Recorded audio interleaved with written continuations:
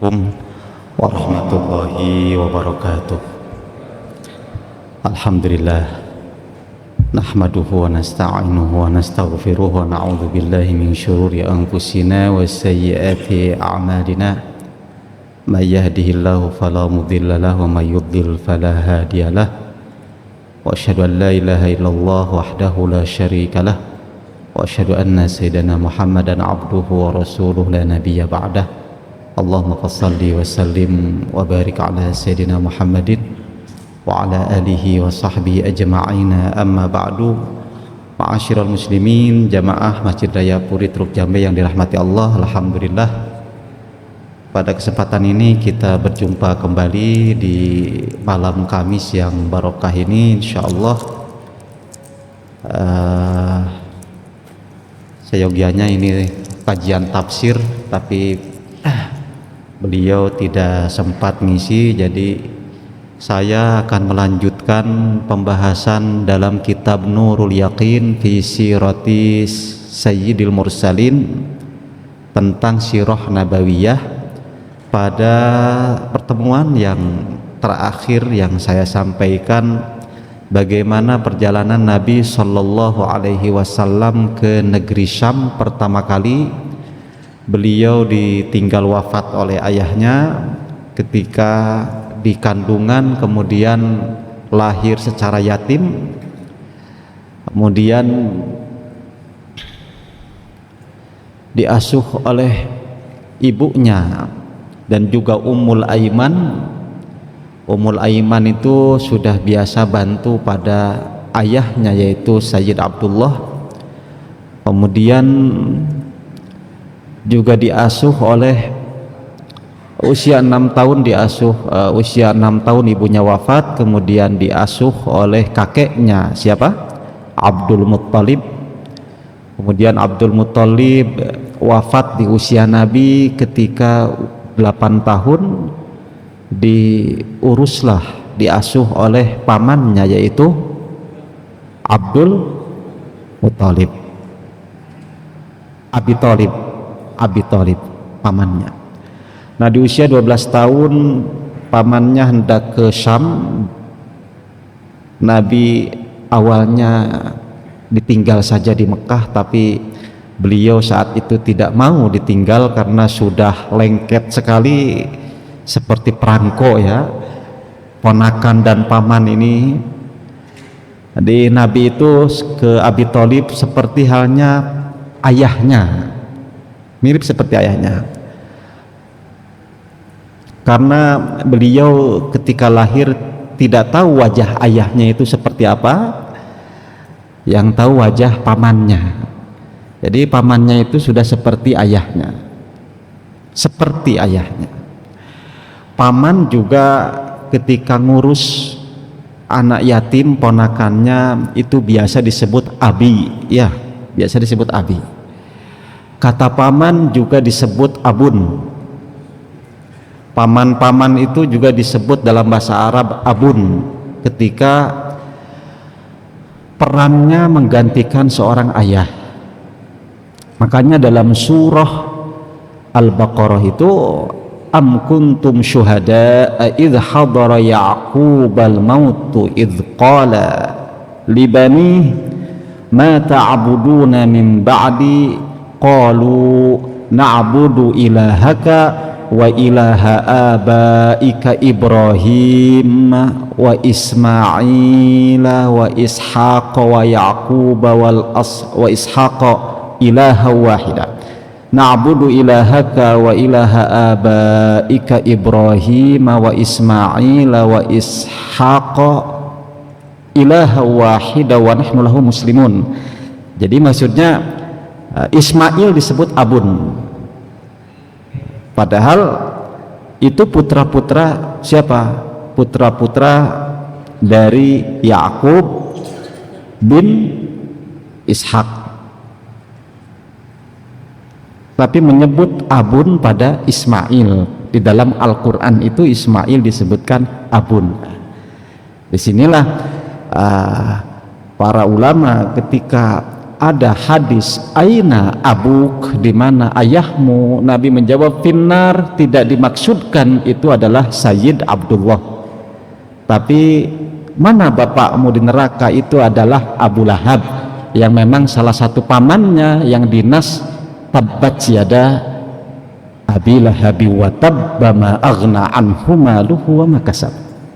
Jadi ketika abun itu tidak identik dengan siapa? Dengan ayah kandung atau biologis, tapi juga abun diperuntukkan untuk paman. Begitu pula Nabi Ibrahim li abihi Azar. Azar itu bukan siapa? Bukan ayah kandungnya, tetapi yang mengurusnya, karena Ibrahim alaihissalam ketika lahir itu sudah yatim. Nah, kembali kita akan melanjutkan rihlatuhu ila Syami al-marrata tsaniyah, rihlahnya Nabi sallallahu alaihi wasallam ke negeri Syam yang kedua kali. Yang pertama kali di usia 12 tahun bersama pamannya Abu Thalib. Walamma balagat sinnuhu alaihi salatu wassalam khamsan wa ishrina sanah, tatkala Nabi usianya sampai 25 tahun, safaro ila Syami al-marrata tsaniyah, berangkat beliau ke negeri Syam untuk kedua kalinya. Pertama kali umur berapa? 12. Berarti berangkat lagi berapa tahun setelahnya? 25 kurang 12, bawa kalkulator berapa? Ya. Bagaimana latar belakang Nabi sampai berangkat ke negeri Syam yang kali kedua? Wa dzalika anna Khadijah binta Khuwailid al-Asadiyah kanat sayyidah tajirah dzati syarafin wa mal. Ini ada sponsor. Jadi berangkatnya ada sponsor. Sponsornya siapa? Sayyidah Khadijah. Dan ini sekaligus pertemuan Nabi dengan Sayyidah Khadijah. Sayyidah Khadijah itu janda yang kaya raya. Ia juga sangat terpandang di Mekah itu. Tidak ada yang berani mendekati, saking apanya, saking terhormatnya Sayyidah Khadijah itu. Ya, ia kaya raya, nasabnya juga mulia.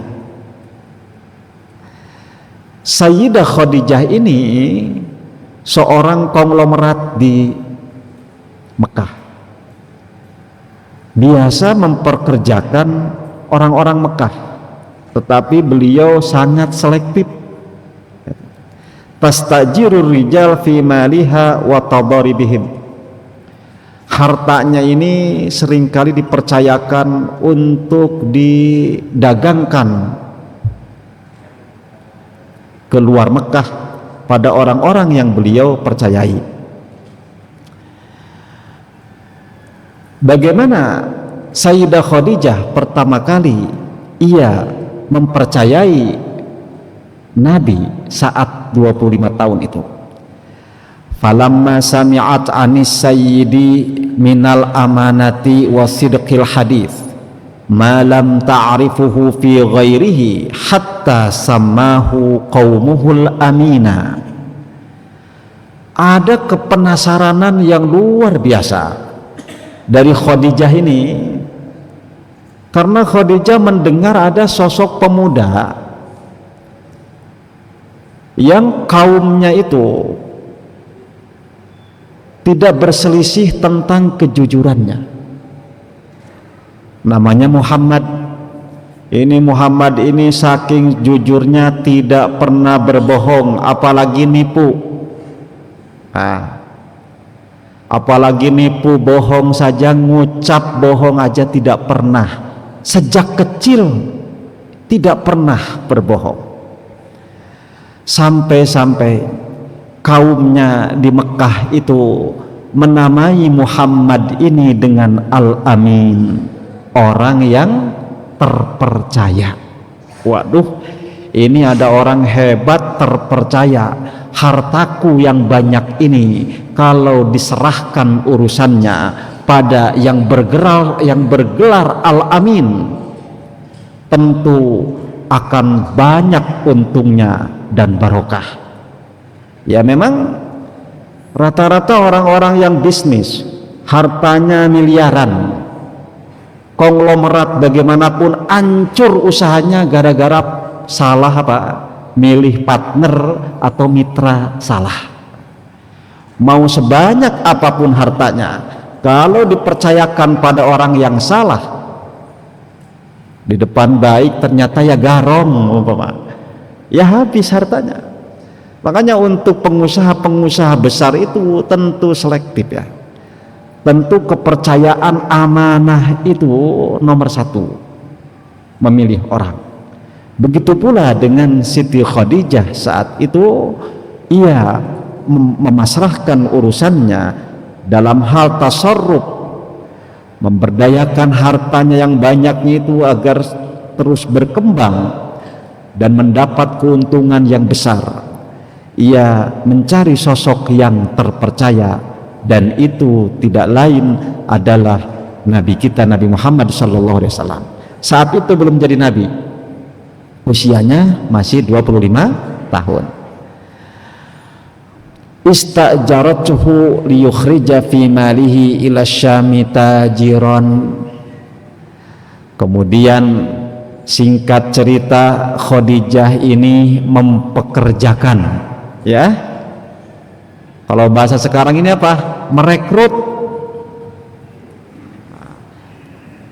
Jadi udah sesuai ini, speknya udah sesuai, orangnya sehat jasmani dan rohani, kemudian terpercaya.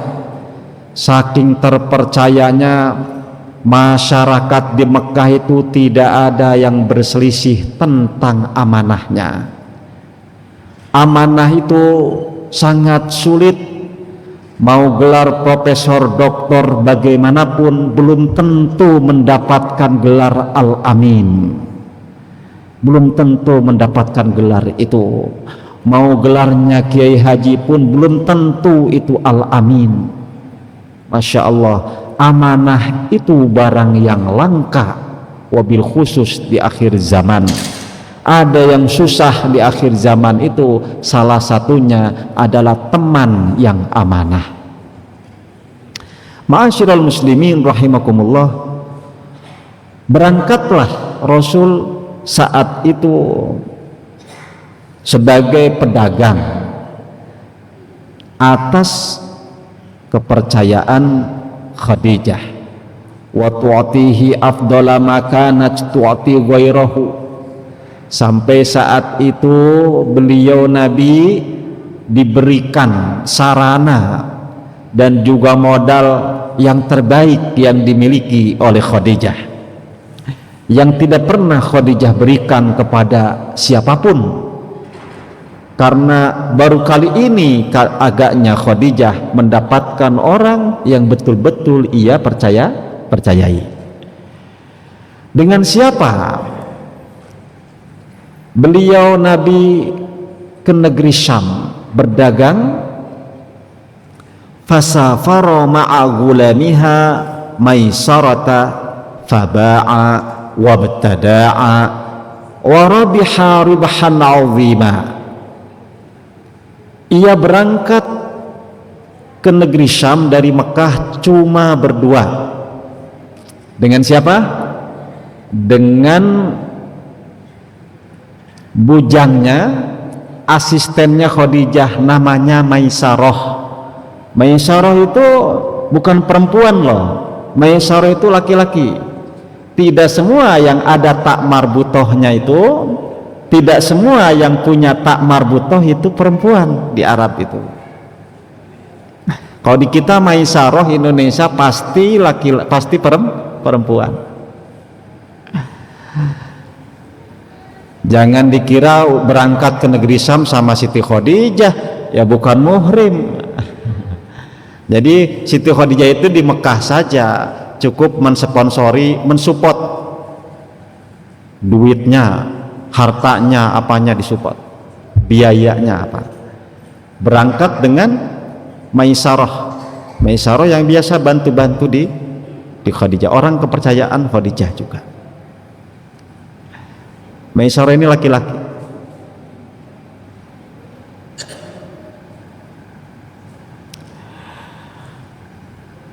Jual beli berlangsung dan mendapatkan keuntungan yang besar sekali. Ribhan azima, perjalanan ke negeri Syam, berdagangnya Nabi yang ditemani Maisarah mendapatkan keuntungan yang banyak. Wa dhahara lisayyidil karimi fi hadhihi safarati minal barakat ma habbabahu fi qalbi Maisarata ghulami Khadijata. Ini juga yang membuat Maisarah semakin kagum terhadap beliau, karena tidak seperti biasanya. Maisarah sudah berulang kali ke negeri Syam membawa barang-barang untuk didagangkan dari Khadijah, tapi tidak pernah semelimpah ini. Maisarah melihat ada keberkahan yang berbeda.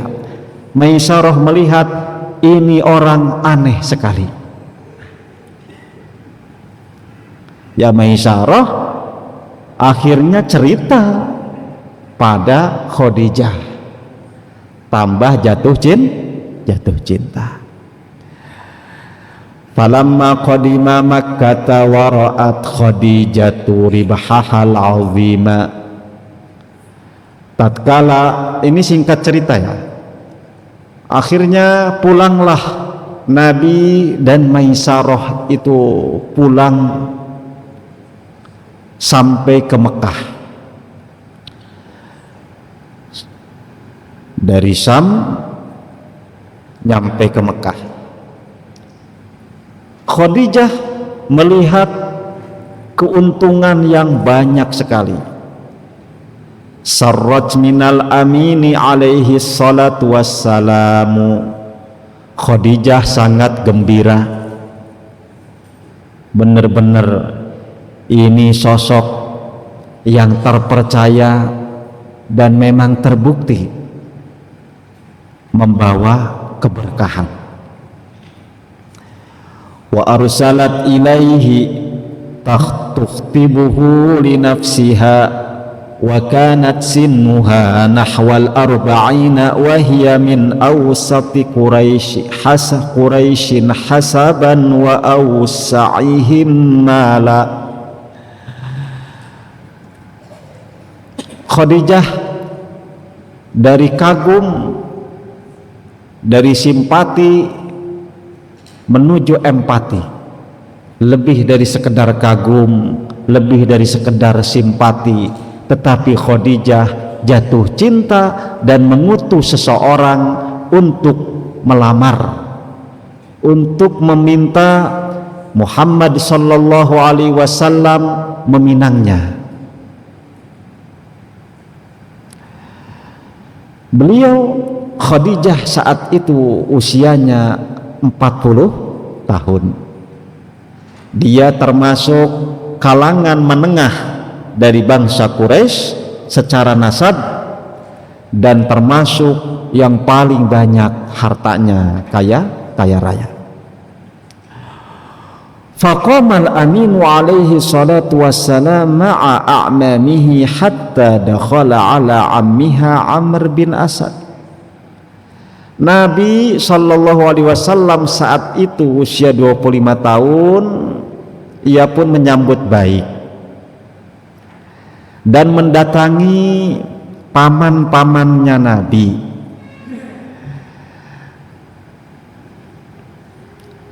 Konsultasi pamannya Nabi kan saat itu yang masih hidup, ada Al-Abbas, ada Abi Thalib, ada Abu Lahab, ada siapa lagi? Ada Hamzah. Pamannya semuanya 11, tapi yang hidup sampai Nabi diangkat jadi Nabi itu 4. Curhat dengan paman-pamannya gimana nih?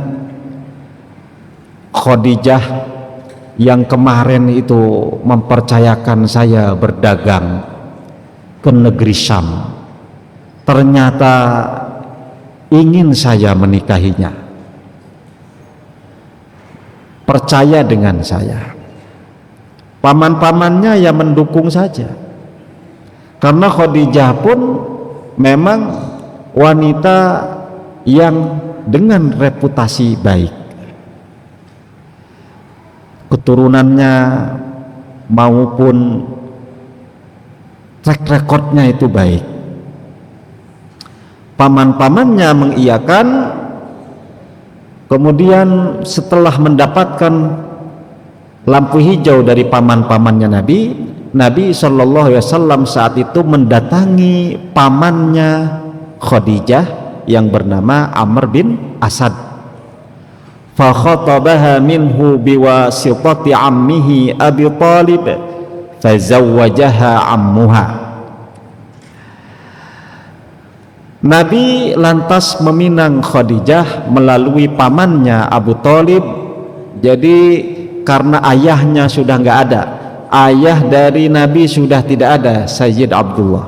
Ayah dari Siti Khadijah juga tidak ada, yaitu siapa? Khuwailid. Jadi yang berperan paman dan paman. Pamannya Nabi yaitu Abi Thalib yang maju berbicara dengan pamannya Siti Khadijah yang bernama Amr bin Asad. Wa qad khataba Abu Thalib fi hadzal yaum faqal. Abu Thalib memberikan sambutan di hari lamarannya Nabi sallallahu alaihi wasallam. Saat itu berkatalah Abu Thalib di tengah-tengah keluarga Khadijah. Faqal, berkata Abu Thalib, alhamdulillah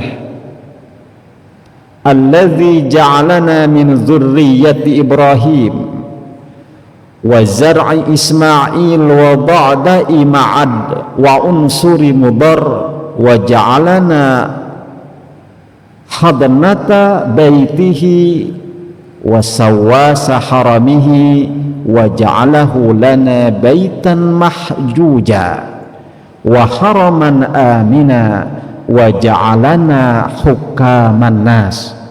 Jadi khutbah dari dulu sudah diawali dengan alhamdulillah. Abu Thalib ini makanya termasuk yang ulama tidak sepakat akan kekufurannya. Ada yang mengatakan Abu Thalib itu iman secara batin tapi tidak pernah bersyahadat. Tapi ada yang mengatakan ia pernah bersyahadat.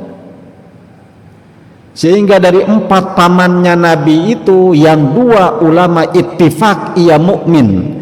Yang pertama Al-Abbas, yang kedua Hamzah. Al-Abbas dan Sayyidina Hamzah. Hamzah ini wafat terbunuh di peperangan perang Uhud yang Nabi tidak pernah bersedih sesedih itu. Dua-duanya berjihad. Al-Abbas ini ittifaq mukmin, bahkan ikut berperang bersama Nabi. Yang satu lagi namanya Abu Lahab, ini ittifaq, tidak ada perselisihan bahwa ia kafir. Walaupun Abu Lahab seumur hidupnya sekali saja ia pernah berbahagia, yaitu ketika kelahiran Nabi. Kemudian ia membebaskan Thuwaibah.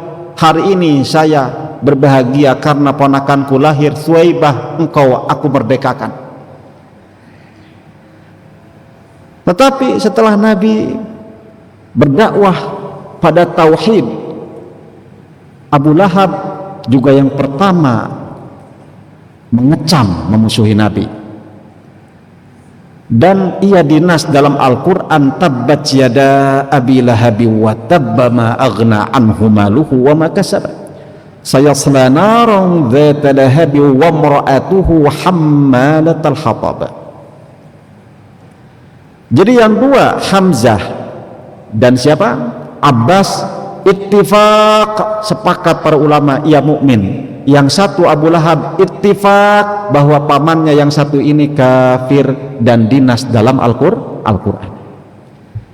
Nah yang satu ini Abi Thalib ini ikhtilaf. Ada yang mengatakan ia mukmin, ada yang mengatakan ia tidak mukmin.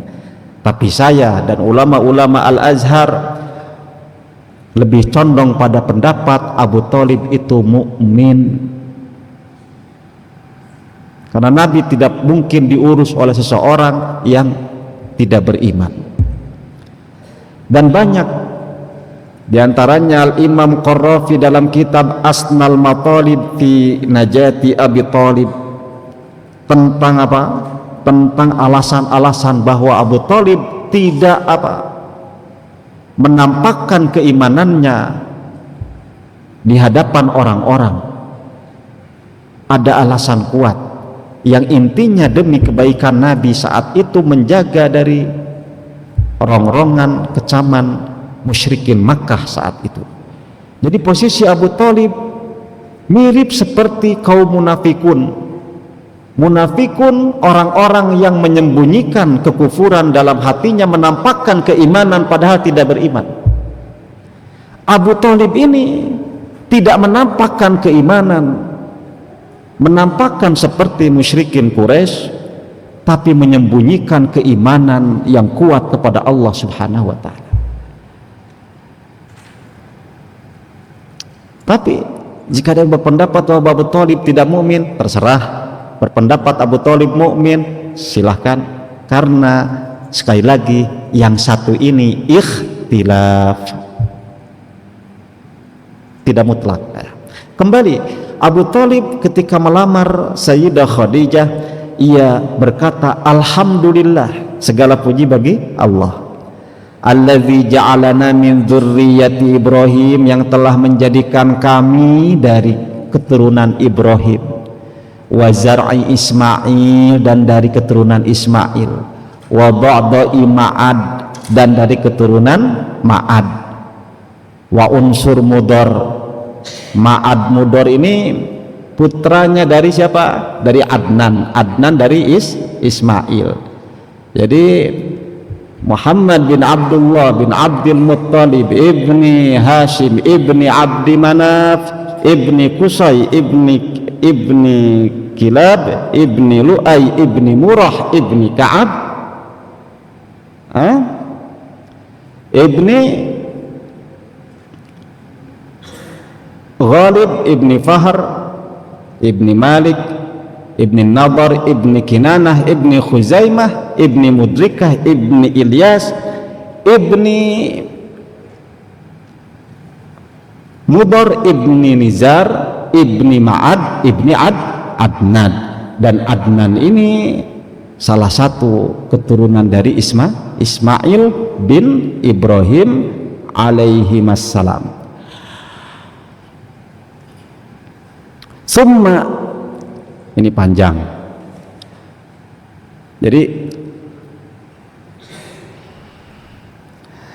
Abdul Muthalib memuji, summa inna ibna akhi hadza Muhammad bin Abdillah la yuzanu bihi rajulun syarafan wa nablan wa fadlan.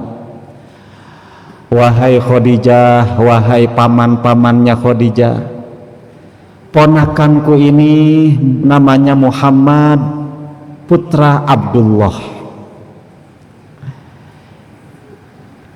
Sosoknya sosok yang Masya Allah,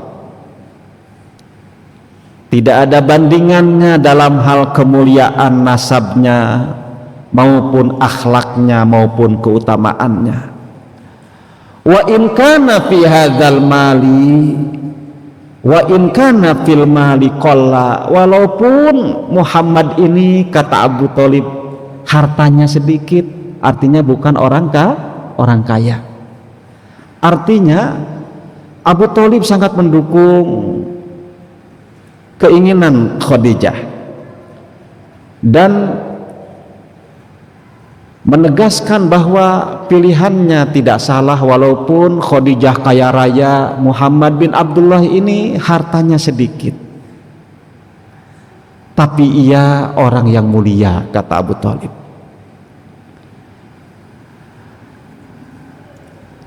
Fa innal mala dhalla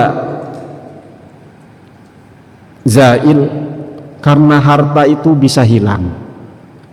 Wa amrun hail, dan urusan yang juga bisa menghalangi.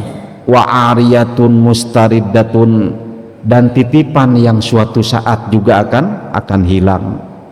Wa huwa wallahi ba'da hadza lahu nab'un azim. Awas, Abu Thalib sudah seakan-akan memprediksi masa depannya ponakannya itu. Kata Abdul Muthalib ketika ia melamar Khadijah, orang ini Muhammad bin Abdullah ini meskipun hartanya sedikit, apa adanya, tetapi wallahi demi Allah, kata Abi Thalib, ba'da hadza, setelah menikah ini, lahu naba'un azim, ia akan memiliki kedudukan yang tinggi. Seakan-akan Abu Thalib itu sudah melihat tanda-tanda kenabian dari ponakannya itu.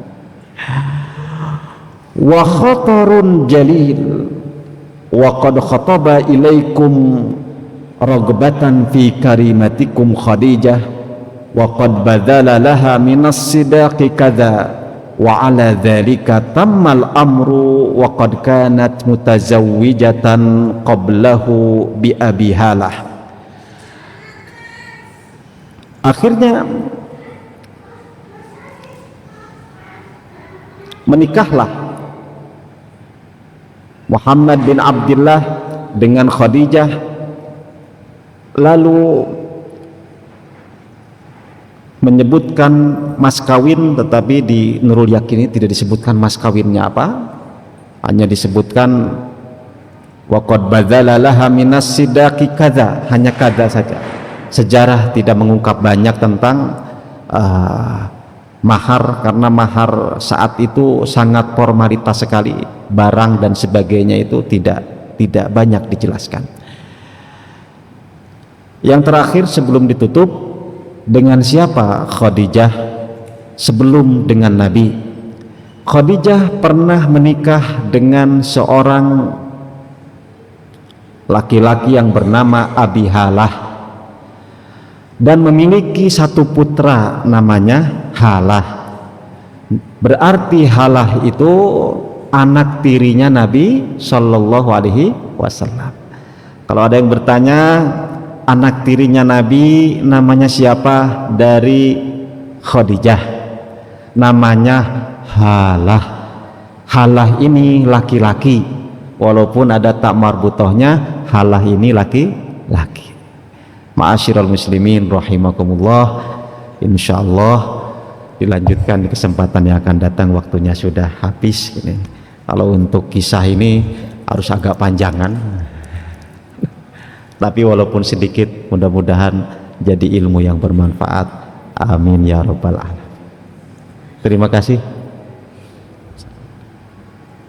Udah masuk belum? Hah? Oh, dikit lagi ada pertanyaan, silakan. Silakan kepada Bapak, mungkin masih ada waktu sedikit kalau ada mau tanya. Silakan.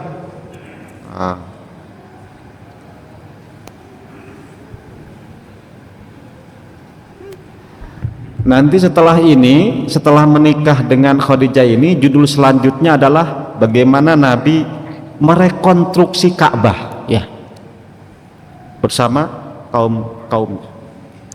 Terima kasih Ustaz. Ya, pertanyaan satu mengenai paman Nabi tadi ya.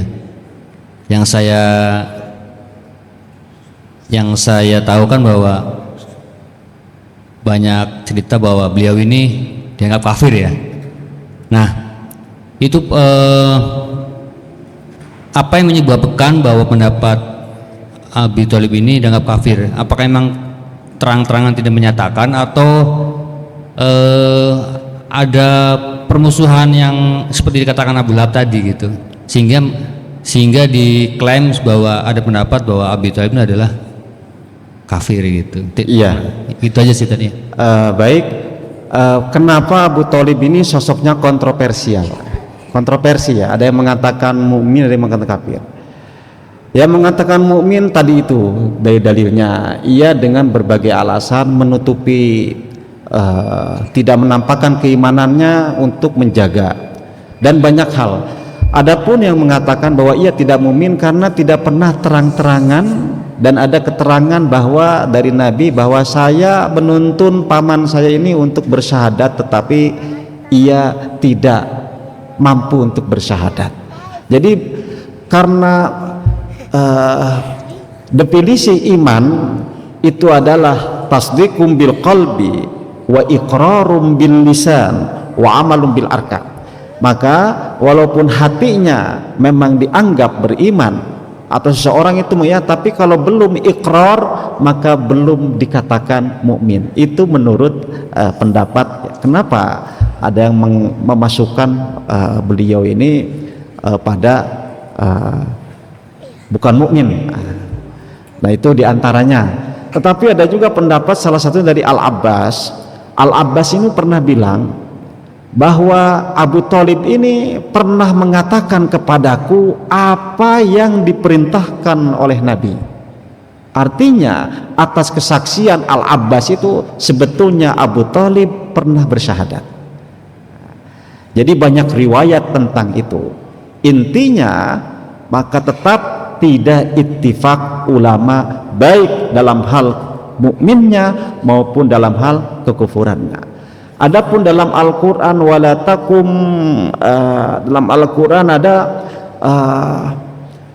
wa innaka la tahdi man ahbabta, sungguh engkau tidak bisa memberikan hidayah petunjuk bahkan kepada orang yang engkau cintai. Artinya Nabi sangat menginginkan Abu Thalib ini beriman, dan Allah yang memberikan hidayah. Nah ini sifatnya umum, hanya ahli tafsir mentafsirkan ini maksudnya ke Abu Thalib, tapi tetap Al-Quran tidak menyebut nama di situ, sehingga maksud man ahbabta itu tidak hanya Abu Thalib, mungkin Abu Lahab atau siapapun yang Nabi cintai itu banyak. Intinya pada kesimpulan bahwa tetap tidak sepakat baik dalam hal Abu Thalib ini mukminnya maupun kufurnya. Jadi terserah ikut yang mana. Baik saja. Terima kasih Ustaz.